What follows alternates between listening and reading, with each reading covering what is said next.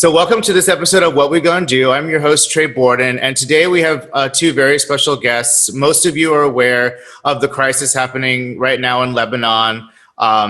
Very recently, there was a giant explosion on the port that has caused, untold devastation on a city that was already dealing with a pandemic and, a long history of kind of economic and political upheaval. And so I wanted to invite two guests that could kind of explain what's going on there, how we can help, maybe how we got here, and the immediate impacts of this crisis. And so we'll get started. So the first guest I'd like to introduce is Natalie Samarjian. So we almost exactly 2 years ago, like a few of my other guests, we met on a trip to Israel, which was very life-changing with a bunch of other community builders. And I remember one of the aspects of that trip that was really kind of troubling.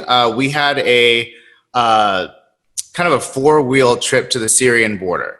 And this is a site of a lot of violence, a lot of kind of upheaval and destruction. And I remember Natalie was in my four-wheelies. We were in the same vehicle, and she was talking about kind of like that a lot of us, can view this with a lot of disconnection because it's not something that we personally experienced. And she talked about how she'd grown up in Beirut in Lebanon, and that kind of stuck with me. So when I heard about what had happened, she was the first person I contacted just to see how she was doing. And she's agreed to come on here. So Natalie, welcome. So glad to have you, and just kind of talk a little bit about who you are and your connection to the country. Absolutely. Thank you so much. Thank you for having us, Trey, and for amplifying Beirut in this moment of great need. So Natalie Samarjian, I am a Diasporan Beiruti, ethnically Armenian, from East Beirut, which has been devastated by this explosion. My ancestors immigrated to Beirut after the 1915 Armenian genocide. And so Beirut has been home to a thriving Armenian diaspora for well over 100 years, particularly in East Beirut in a community called Burchamud, which is sort of seen as an Armenian Mecca and has been devastated by this explosion, by this disaster. So Beirut is an incredibly special place for me as a Beiruti. I left Beirut in 1989, some of the most sort of dire days of the Beirut civil war, and unfortunately, remember that really horrible experience, and have been devastated to see Beirut endure pain and suffering before and since then. And so, as a diasporan who lives and loves Beirut, this has been an incredibly painful time. I can only imagine. And I'm really excited to have this conversation because I think I know a little about a lot, but this is a region that I'm only starting to kind of grapple with the context and the history of. And I think that when things like this happen, it's not only important to kind of talk to people who have a deep connection to the country, but maybe, are not living there, but people who actually are there right now, kind of seeing firsthand what is kind of unfolding. And to give us that perspective is Poliana. Thank you so much for being here from Lebanon. I can't imagine that this is an easy time or kind of a convenient time to have something like this. So I really appreciate you taking the time. So please introduce yourself and kind of your connection to Beirut. Sure. Thank you so much again for having us. And thank you, Natalie, for suggesting that I join you for this conversation. And Trey, thanks again for choosing to talk about Lebanon in this very difficult time, to say the least. So my name is Poliana. I am Lebanese. I've lived in Lebanon my entire life. I've traveled back and forth. I studied in London for a while, but came back and chose to come back and chose to sort of build my career and give my career a chance in the region. I'm a consultant. I do mostly strategy and management consulting, both in Lebanon and the region. But my choice to be here is not an easy one. A lot of us, and I'm sure, Natalie, from friends of yours who continue to live in Beirut, but also those of us who left. We have a strong, love-hate relationship with Beirut, because we love it and it's given us so much, but it's also destroyed a lot of our hopes, a lot of our ambitions, a lot of our aspirations. A lot of us have really put, the effort to try and build and invest and fight in this country. And what happened, with the explosion has completely destroyed all of what was left of, our hopes and our dreams for this country. So thanks again for having us. And I look forward to talking about some of the aftermath and the challenges that we've been facing on the ground and what this means for us. And what, if any, next steps are there for us left to do at this point?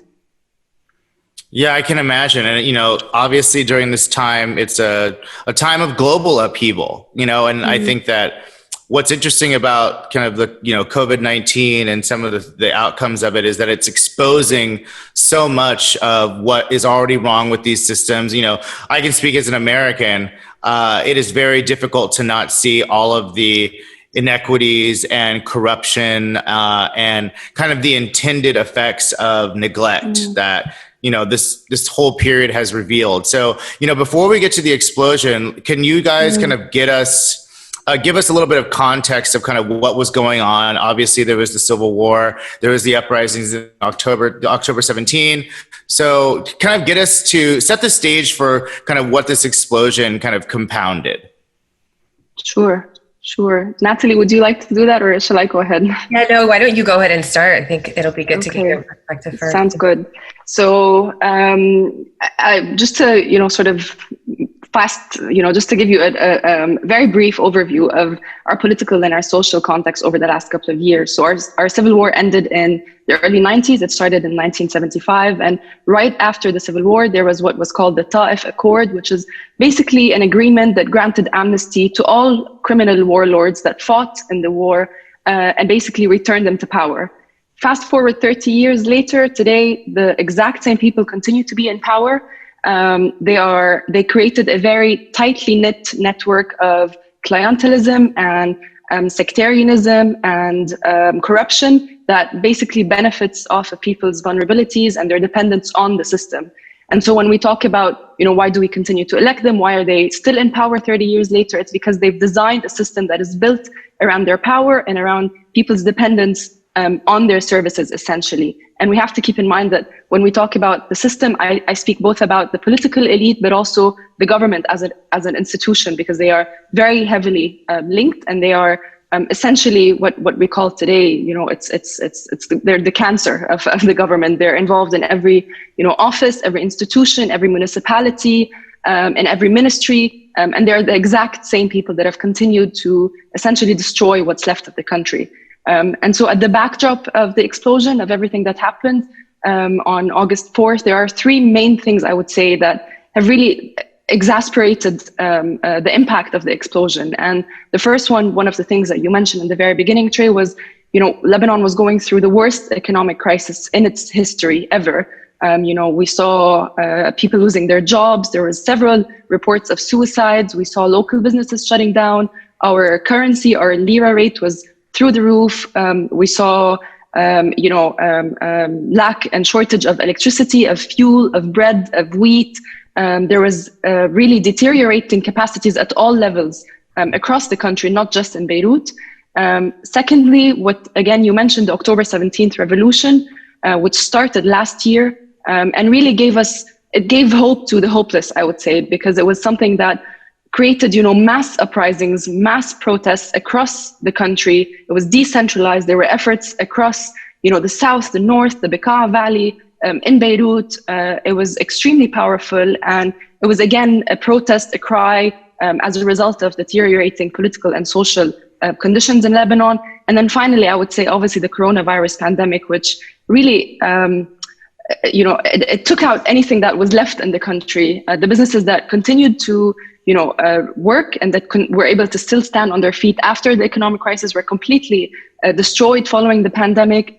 It further, it further exasperated, I would say, our healthcare system, our medical capacities. So, Lebanon was really, really struggling, and we were a walking, breathing, ticking time bomb, I would say, right before the explosion. And so this is just kind of like a very brief overview of what we were going through. Life was getting very difficult. Beirut was almost, it was unlivable. It was beginning to feel suffocating on all levels. On a personal level, I was struggling with the idea of leaving, but also wanting to do something in Lebanon. And so all of that, between October of last year and then August of 2020, things got bad really, really quickly, leading up to the day of the explosion that shattered the entire city and wiped out, a huge part of the country. So this is where we're at today. And Natalie, did you have anything to add, or kind of as someone who is very aware, but kind of like, what's been your impression from your vantage point?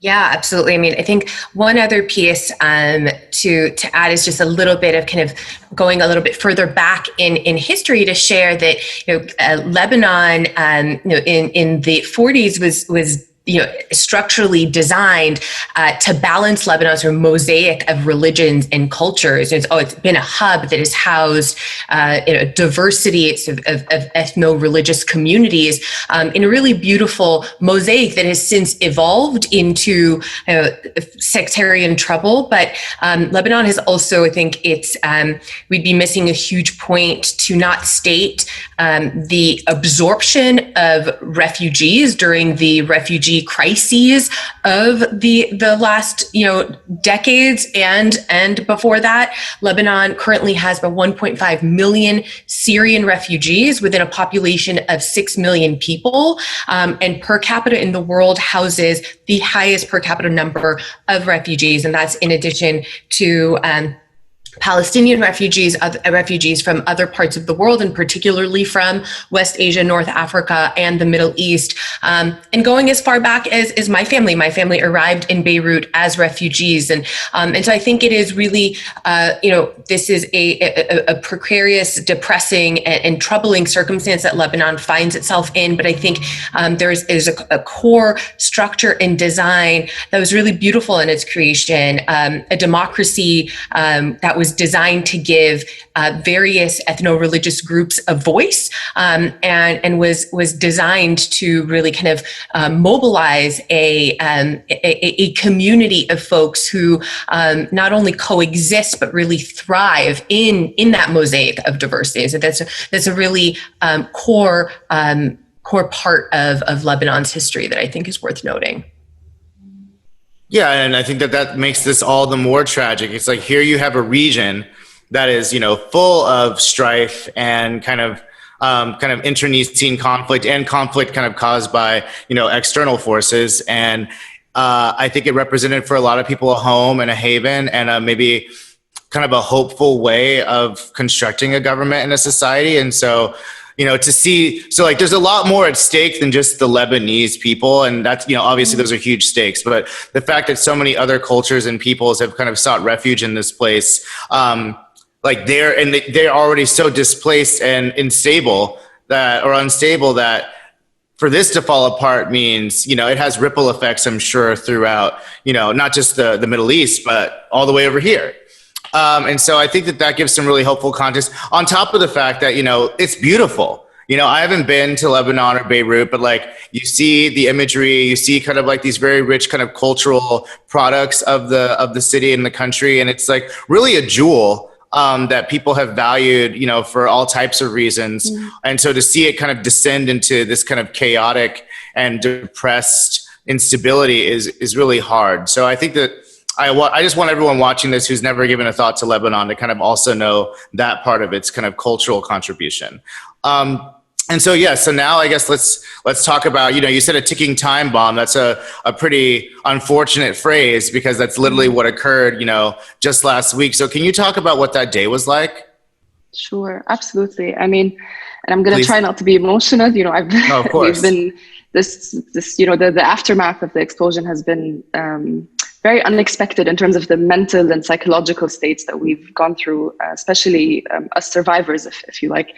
There's a sense of guilt, there's a sense of fear, there's a sense of anger, but there's also very, very, very heavy grief that we're still fighting with. So I'm going to try to just give you an overview of what happened without being too emotional. So forgive me. And whatever you'd like to share, that's fine. Sure. I mean, No pressure to do Sure. anything you're not comfortable with. Absolutely. I mean, I'll tell you what we do know for sure, and there are not many things that we know for sure. So let's start with the facts.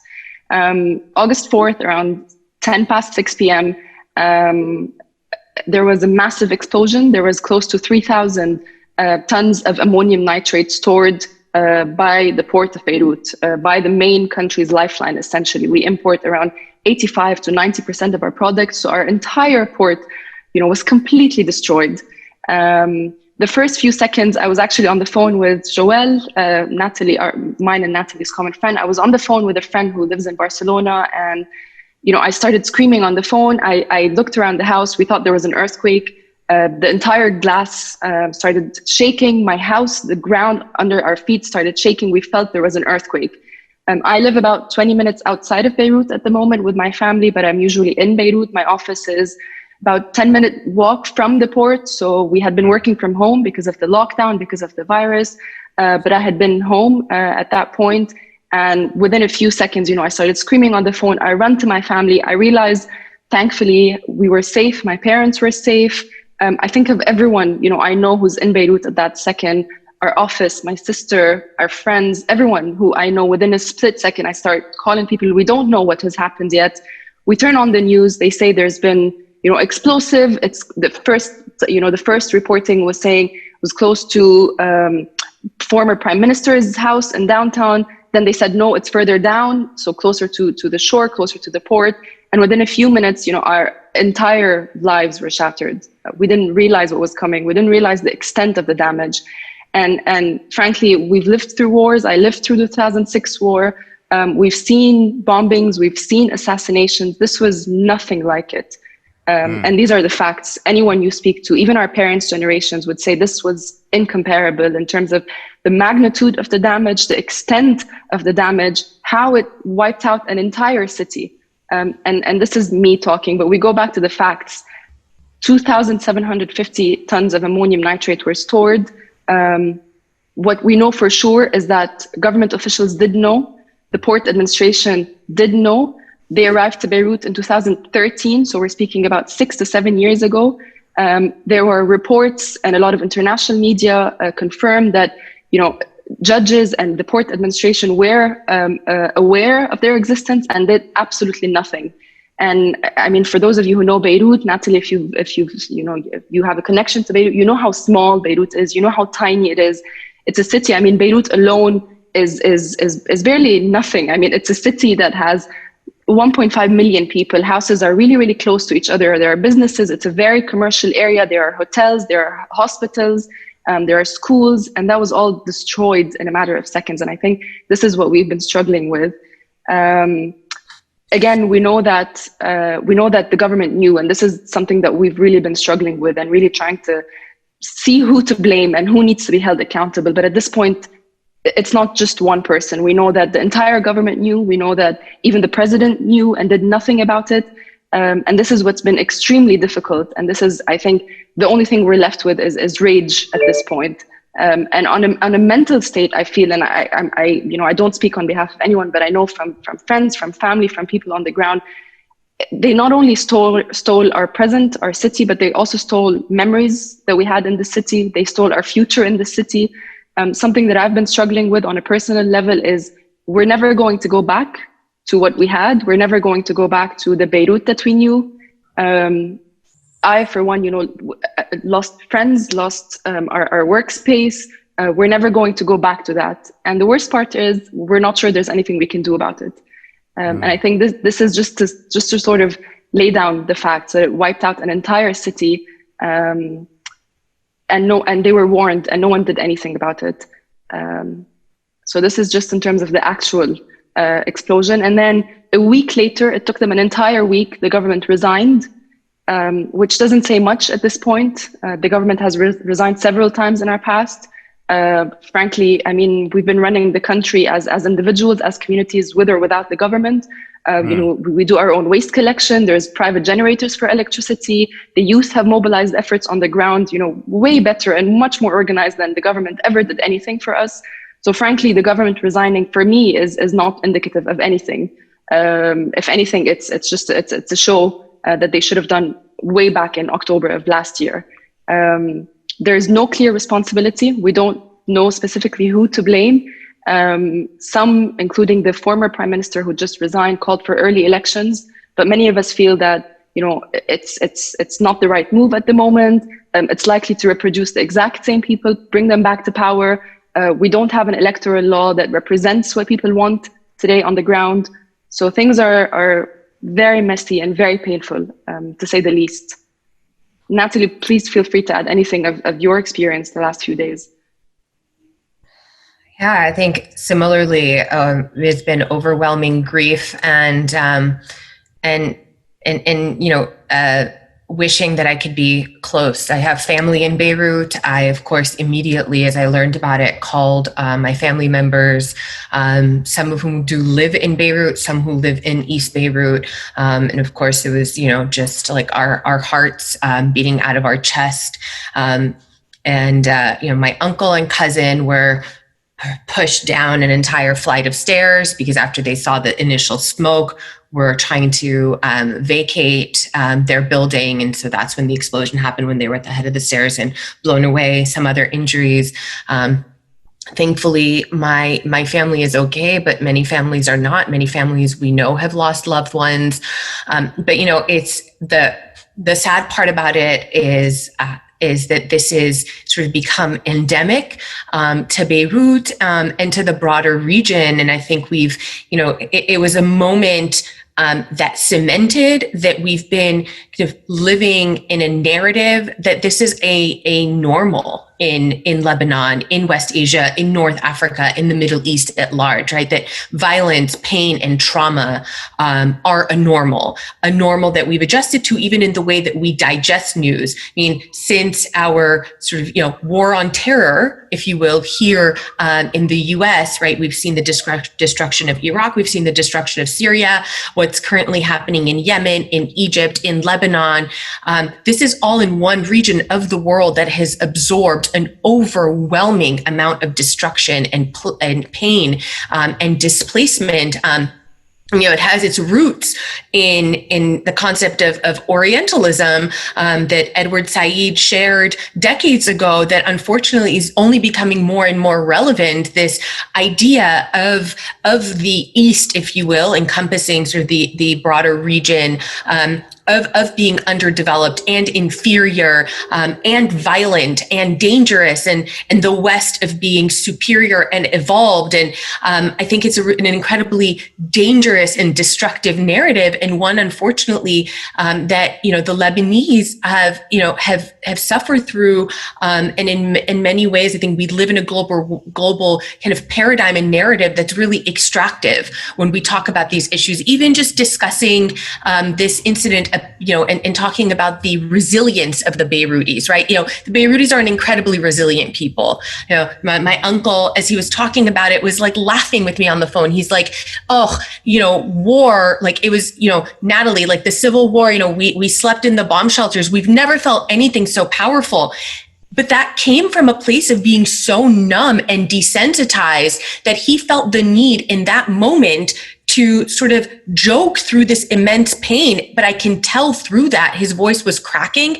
I could tell that he was a shell of a person as he was saying that. But I think that really encapsulates the psyche of the Lebanese people, of the people of the region at large, who have had to endure, you know, just an unimaginable level of pain and trauma. And I don't think want to be considered resilient, because when we would use a word like resilient, we're not talking about the underlying circumstances that push a people to become resilient. Nobody really chooses to the circumstances that force them to become resilient. So maybe instead of going there, let's talk about the circumstances that are pushing folks to have to live in this sort of, you know, resilience, and the really dangerous kind of narrative that live under it, I think is a really important thing that I hope this moment really highlights.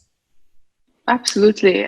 Thank you for saying that, Natalie. I mean, I know a lot of local as well as international media is highlighting, you know, the resilience of Lebanese people, how, you know, less than 24 hours later, we saw people on the streets picking up, you know, what was left of the city, trying to help each other. I mean, it's been heartening, but it's also, I'm very hesitant to use the word resilient, as you rightly said, Natalie, because I mean, on the one hand, resilience does have a limit. You can't bomb an entire city on purpose and say, oh, we're resilient, let's just rebuild it. I mean, that's just beyond what anyone ever imagined or what anyone ever expected would happen to the city. And also, in terms of the actual incident, in terms of the actual disaster, Becky Anderson from CNN said something last week that really caught my attention. It was not inevitable. This was not a war. This was not a terrorist attack. This was not an earthquake.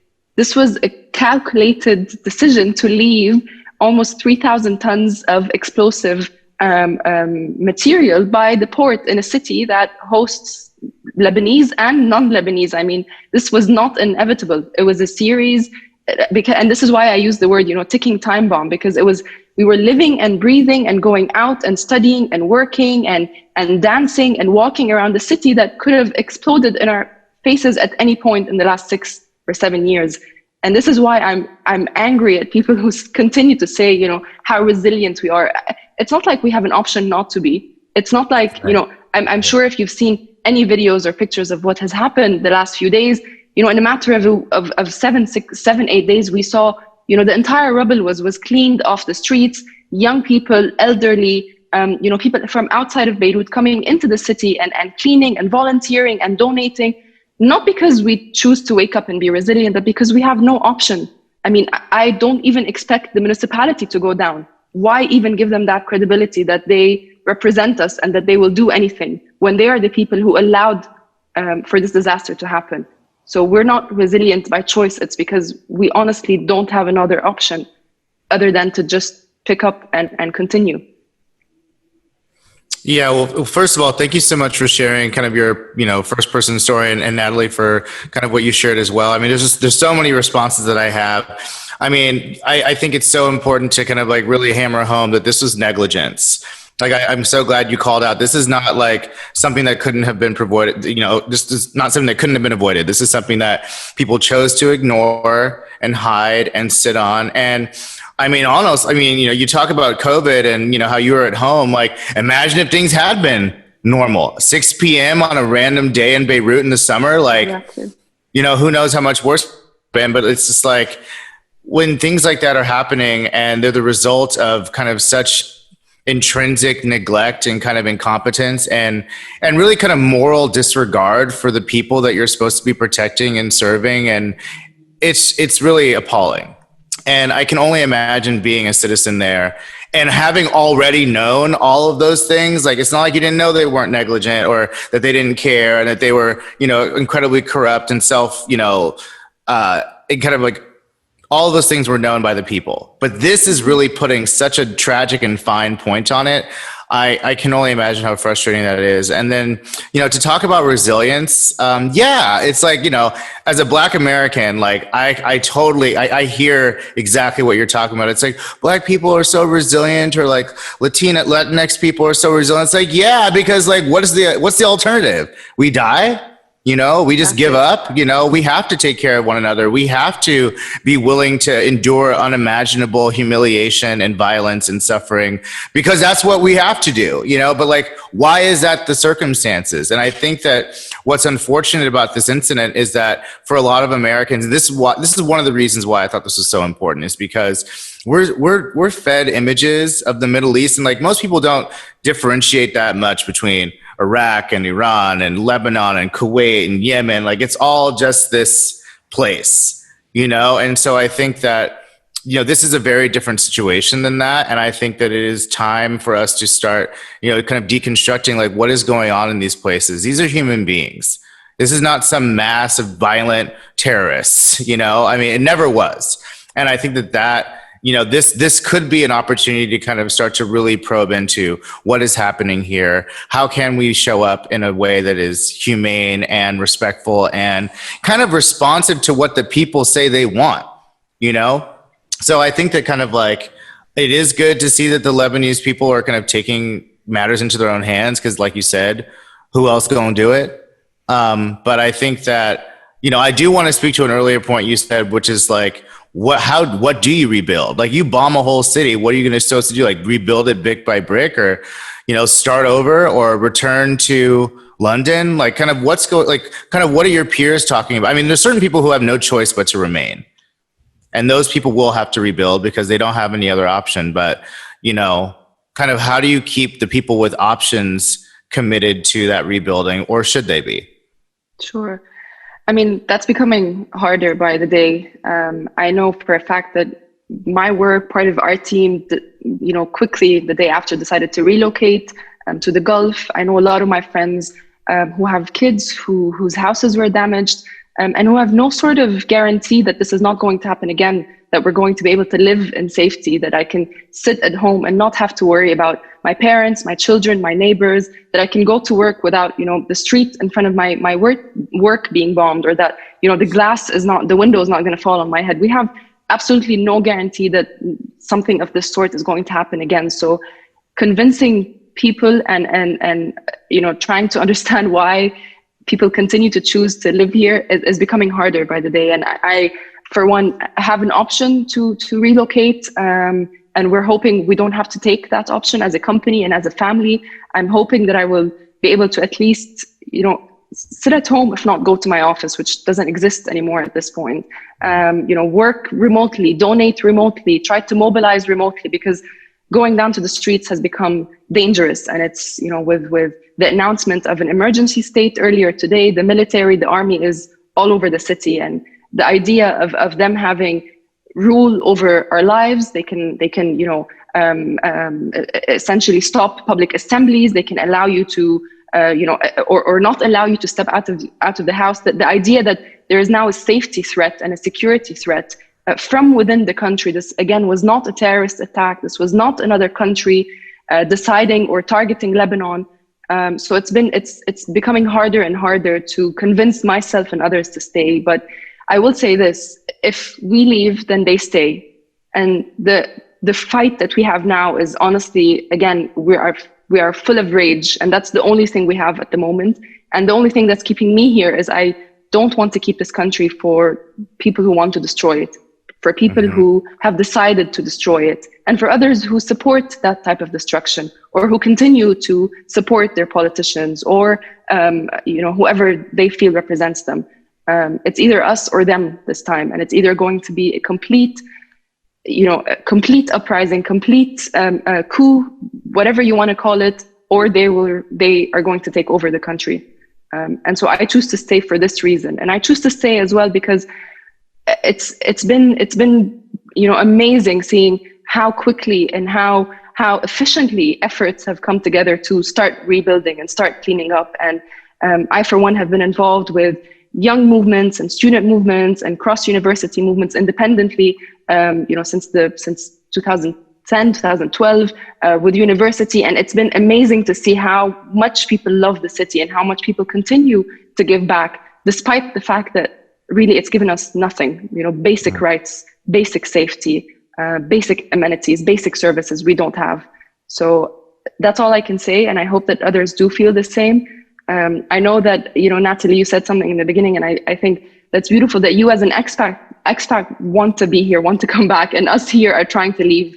And that's sort of the push and pull that a lot of Lebanese have.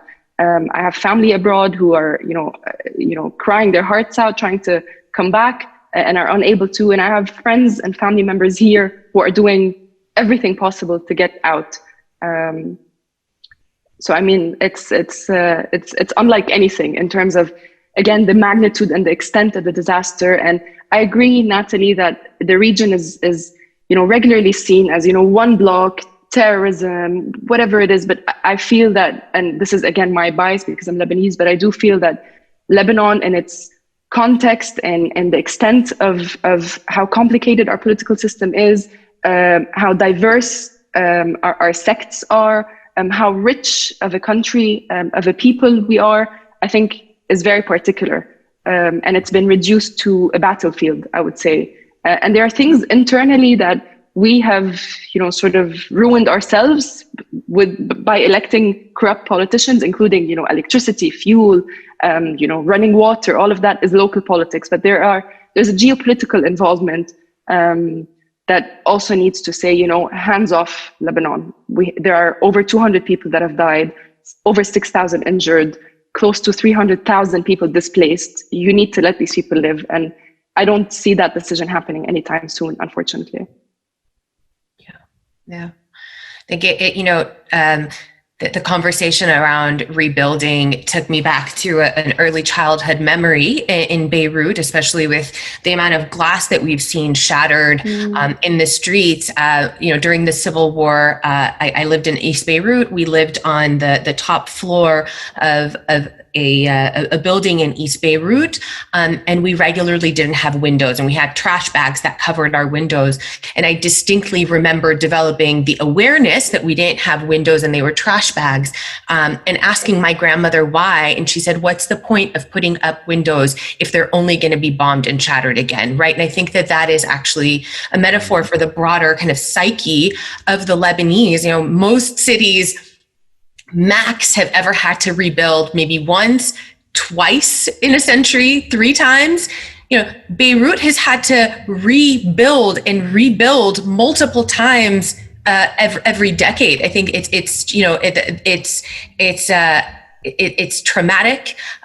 It's oppressive, and I can't remember in this, I can't imagine the lived experience of a Beiruti. This is just, my experience as somebody who emigrated from Beirut and still holds that trauma. I can't imagine the layers that you, Poliana, and other Beirutis who've, lived their young and adult lives in Beirut are holding. I think you touched upon something that is, I think is very emotional for a lot of Lebanese, which is the collective trauma of the Civil War, which I thought, and a lot of us felt the same way, that people in our 20s or early 30s almost avoided that collective trauma that our parents' generations had. But even our parents and our grandparents now can attest that this is worse on all levels, on a humanitarian level, even coming at a time like this when already our resources, our infrastructure, our capacities were almost, demolished.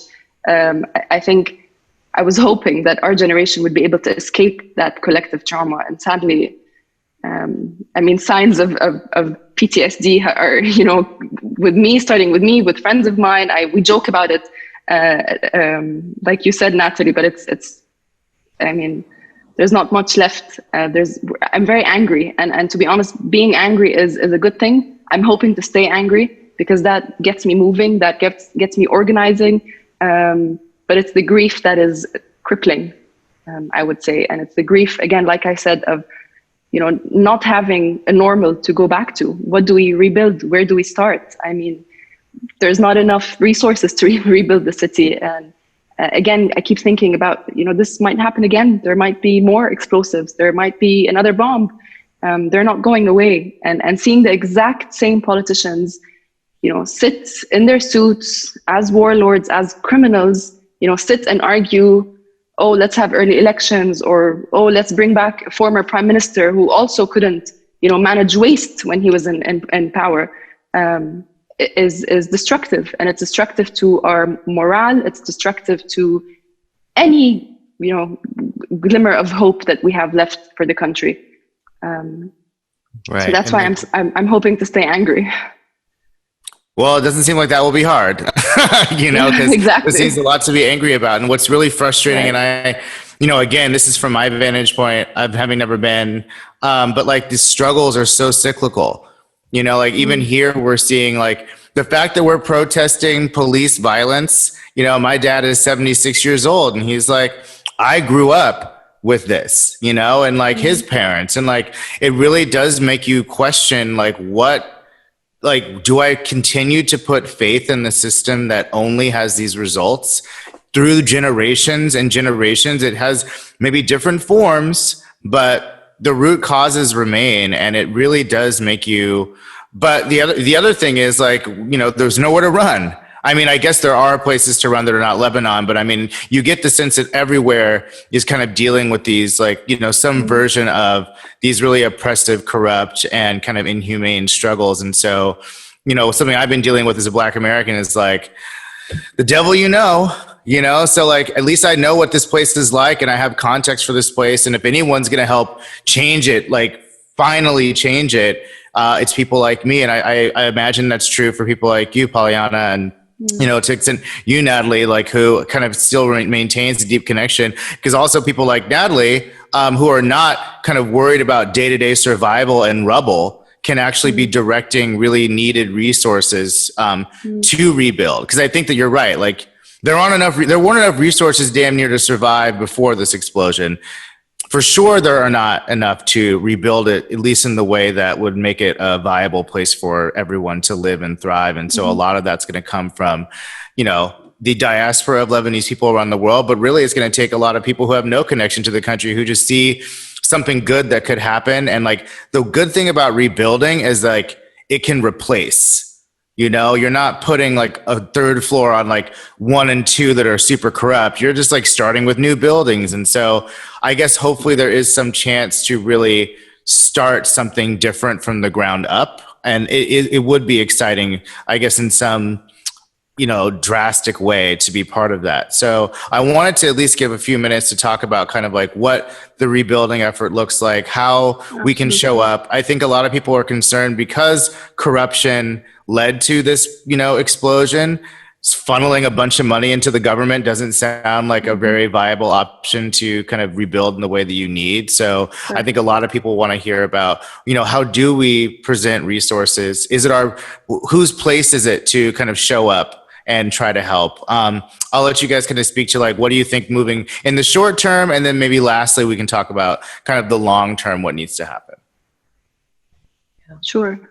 I'm happy to Natalie? start with the diasporan perspective, because I think, my perspective is very much that the people of Lebanon define what their needs are. And as a diasporan community, we just mobilize to provide those resources. We don't live there. We don't dictate what that, the new version of Lebanon looks like at all, but we must stand ready to support our brothers and sisters in Lebanon to rebuild a community that has welcomed refugees, including my own ancestors, allowed us to build thriving communities. Lebanon, Beirut holds the only Armenian university outside of Armenia. I mean, that really, our own community leader, Hago Pakradunyan, has called it a second Armenia. That really speaks to how open Lebanon has been, how inviting to those who have endured trauma and pain and who have needed refuge. And right now, Lebanon itself needs refuge. I think all of us diasporan Lebanese need to really listen to Poliana,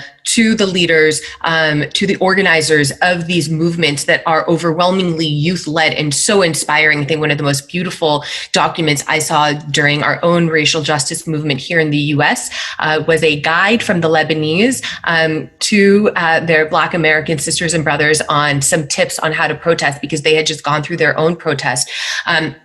And so, to me, I think we step back, we listen to what the Lebanese, mobilizers on the ground, need, and then we stand to deliver. But I think there's a huge responsibility that we have in our own diasporan communities. One thing that is very apparent in the US is a huge lack of representation. Representation matters, yet the US Census does not have a category for people from West Asia, Middle East, and North Africa. Without proper counting of folks who are members of this community, we're engaging in both erasure and really living sort of anti-democracy values, right? Without proper recognition, we can't give proper representation that impacts our foreign policy and our domestic policy in the way that folks who hold these identities are portrayed, perceived, the dangerous narratives about the region that persist.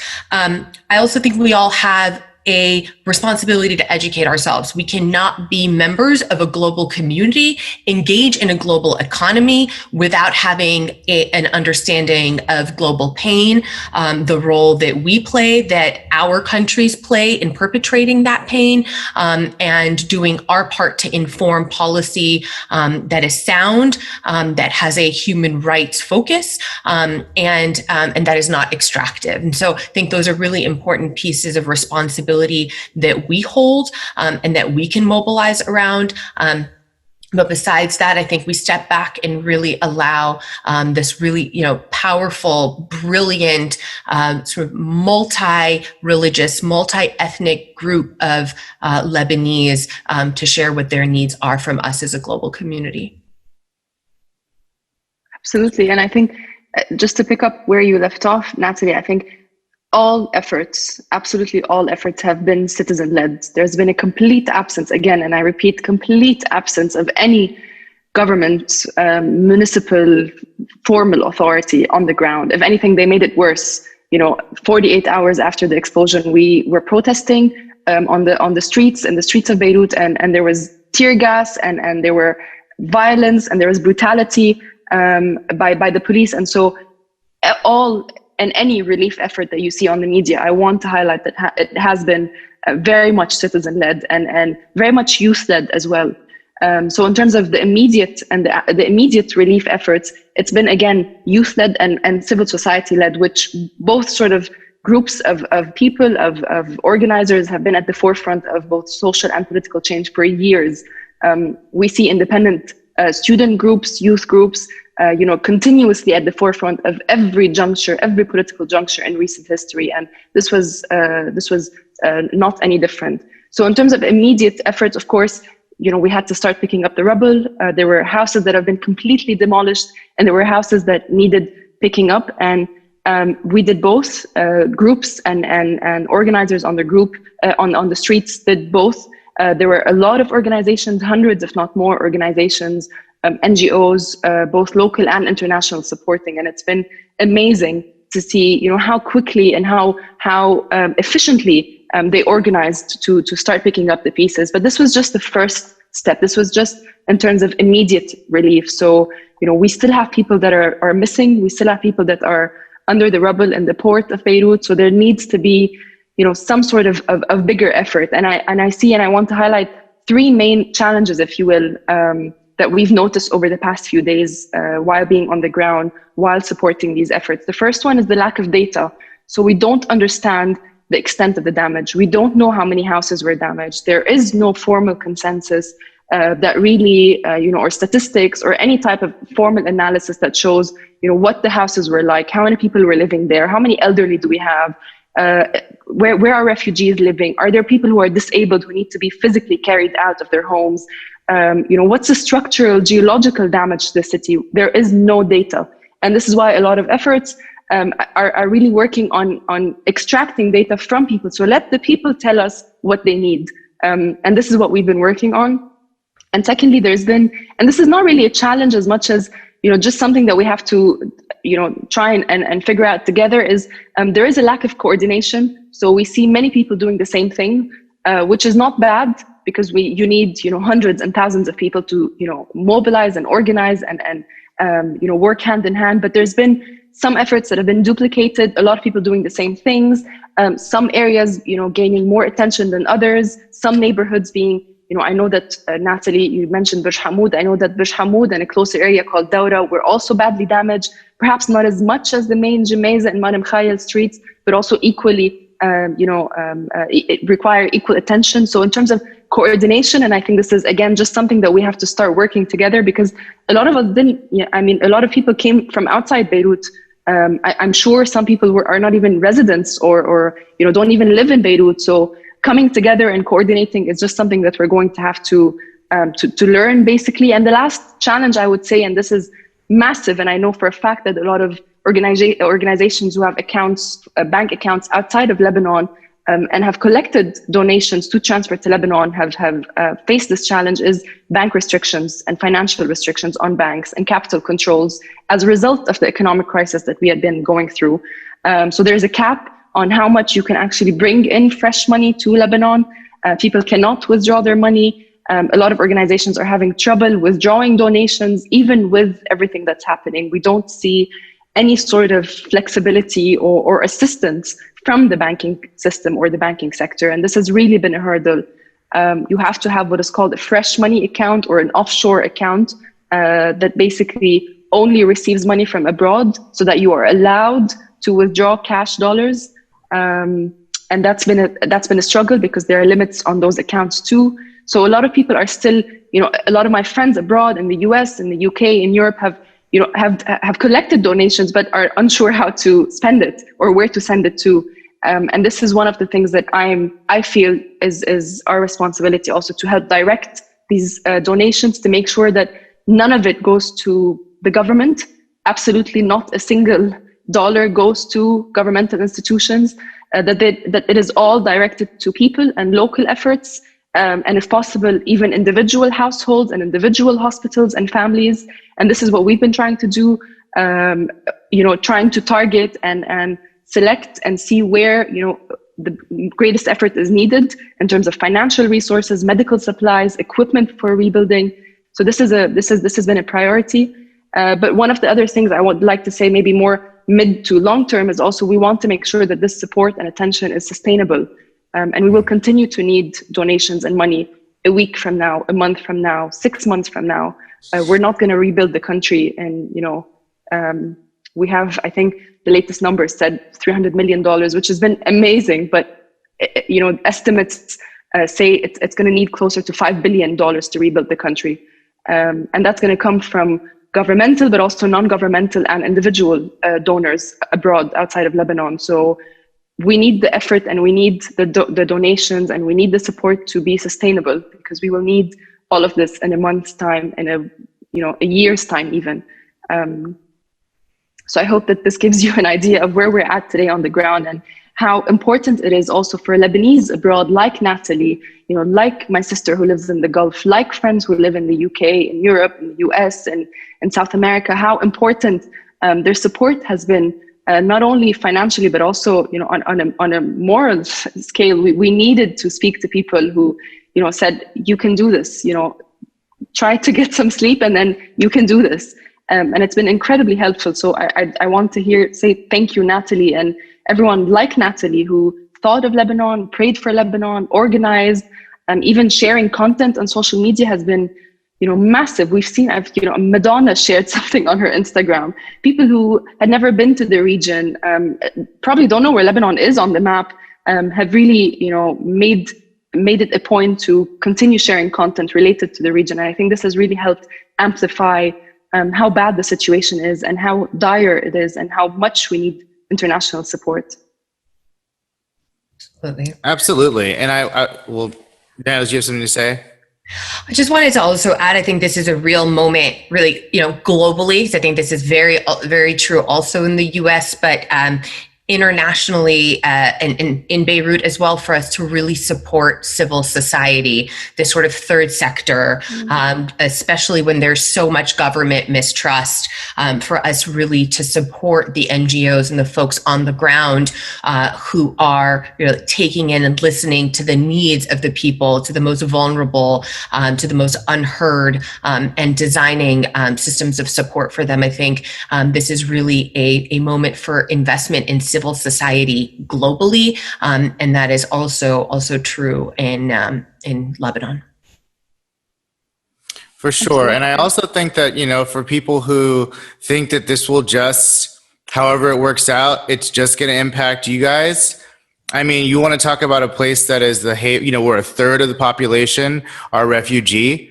If this state fails and, those people spread out, I mean, like if you're in Europe, I would be concerned about, how we should be supporting places that have been like a sustainable refuge, where there is no, rampant violence, where there is kind of interracial, interreligious harmony. We say we want this, right? Like we say this is impossible in this region, and yet we've achieved it, at least in some version, and we're just going to let it fall apart and think that it's not going to have any impact on the West. I mean, I don't think that should be the driving motivation to help, but it should be like a reason to kind of really put resources behind making sure that this place is able to be rebuilt. I'm not a geopolitical scientist, but I can understand that it's really important to maintain a state like Lebanon, especially given what's going on elsewhere and the types of reactions we've had to, electricity. No worries. Hey, it's getting real as hell. This is what's going on. It's exactly what we live in. Yeah, exactly. So, here's the proof, like as if we needed it. So I think that, yes, I think that this, I would continue to keep us informed about kind of what we can do to send resources. I certainly, we will post when we post this some things that I think specifically people can get involved with. But this is, like you said, a struggle that is going to be ongoing. There's so many places that are going through like this complete reimagining and literal rebuilding of like what could be. And I think that it's important to really connect the dots that like all of these struggles are connected. What's happening in Lebanon and happening in Haiti and happening in DRC and happening in Baltimore, in Detroit. It's like all these things are very connected. And I think that, and I love that you brought up, Natalie, about the Lebanese kind of protest handbook and how that's being used by BLM. It's like, it's the same shit. It's the same tactics and the same responses and the same kind of resource flows and the same kind of cooperation that needs to be really global so that all of us can kind of change. Because it's not like one changes and they all stay the same. It's like they all have to be a part of that same kind of movement to create communities and countries and cities that actually support and care about the people that live in them. Because if they don't, then we're all going to be failed soon. And so if there's any last remarks that you wanted to say, I just wanted to also reiterate how much I appreciate you kind of being on here. I mean, you're doing this through blackouts, this is really, it's incredible to see. And so I'm so appreciative. It's been so eye-opening and really informative and emotional to kind of hear about all of this. So thank you, Poliana and Natalie, for organizing this and for kind of being such a model diasporan Lebanese, we need 1 million Natalies, and so hopefully there are that many. Well, I just want to say to my Lebanese brothers and sisters, we love you. We see you. We're going to continue supporting you and holding your rage. This is too much for any one people to endure. So, absolutely. Right. Thank you for saying that, Natalie. And I think I want to say thank you to my friends, my colleagues, my family on the streets, everyone who took 30 minutes of their day to go down to the streets with a broom and pick up some glass, and also people abroad who have donated money, people who have used their social media platforms. What you said, Trey, about this not being only a Lebanon issue is so important. I mean, we've become a danger to the world. I mean, the explosion was felt by people in Cyprus and Jordan. There are refugees, there are migrant workers who have died. It's not just that the Lebanese are suffering. This is a criminal government that deserves to be treated as such. And we want international pressure to shame them, to topple the system. We see throughout history, I mean, regimes have fallen for so much less, I would say, than what we are going through. We've seen systems, completely, change and being, replaced over time for much less than what we have endured. And again, this is not just as a Beiruti, not just as a Lebanese, but also anyone who's been a resident of our beautiful city. So again, thank you for having us, and thank you, Natalie. And thank you, Trey, for choosing to use your platform to talk about Lebanon. And I hope that we do continue to talk about it, to make it a topic of discussion and of argument. And I hope that we continue to be angry, both those of us here on the ground, but also abroad. There's a lot to be angry about, and I think this is what's keeping us going. Amen. And I certainly know that. And I think that it's really the challenge and the call is to, how do you channel that into something that's productive? Because it does, we're doing this project now where it's like, you just want to burn everything to the ground, and that does feel good in the moment, but then you're living in soot.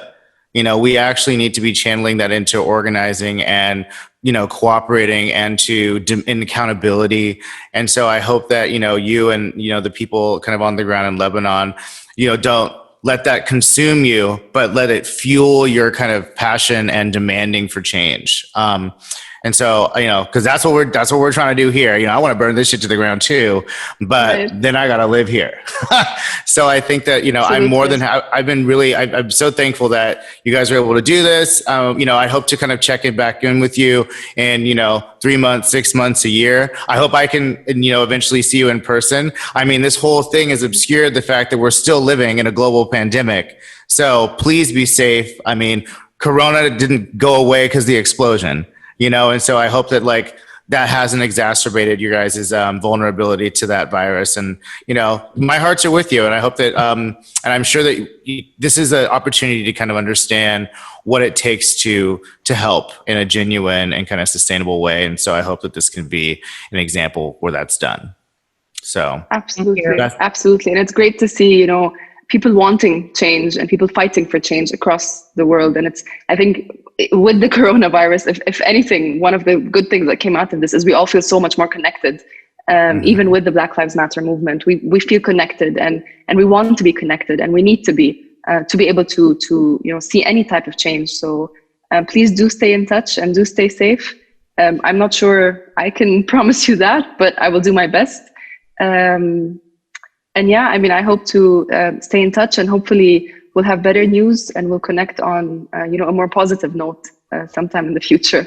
And thank you, Poliana, for making time and sharing your lived experience while you're there and through such a painful time. Thank you. And Trey, thank you for amplifying Beirut and using this beautiful platform.